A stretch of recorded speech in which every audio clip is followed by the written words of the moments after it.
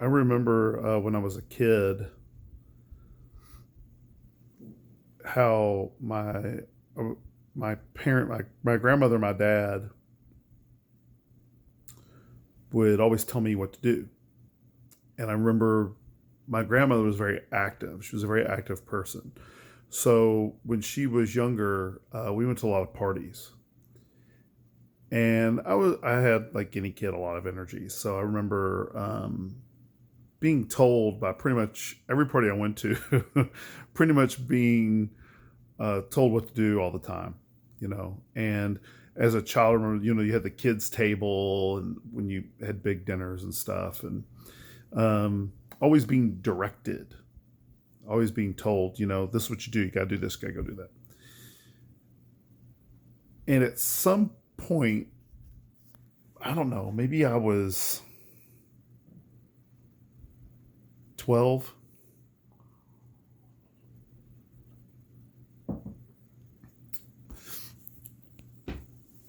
Instead of the adults, I mean, it just happened all of a sudden. Instead of one year, instead of the adults telling me, go do this, go do that, or leaving me alone while I went off and played, they just started talking to me like I was another adult at the party. On occasion, as I was getting older, people would tell me, you've gotten so big, blah, blah, blah. But generally, I didn't really feel like I had gotten older until people started just treat me differently. And I've actually asked, I've observed other kids in the family when all of a sudden one year they just start, it seems like they're talking more to the adults. I go, have you noticed that you've been accepted as an adult now? There's no celebration about it. There's nothing. Maybe there was, and I just didn't notice, but there's no like emphasis about it. Now, Paul in Galatians is talking about the law, and he's going to elaborate a little bit about what we talked about yesterday, which is the law as a protector. And the way he sees it is this: the slave and the son are treated very similarly. They're protected.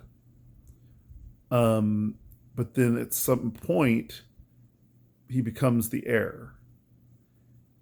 And it's just, I want to read Paul's own words on this because before I mess it all up.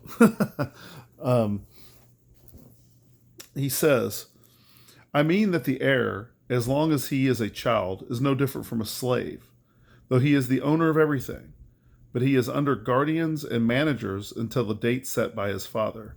In the same way, we also, when we were children, were enslaved to the elementary principles of the world.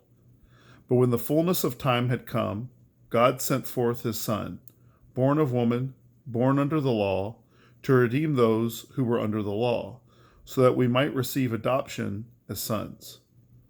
And because you are sons, God has sent the Spirit of his Son into your hearts, crying, Abba, Father.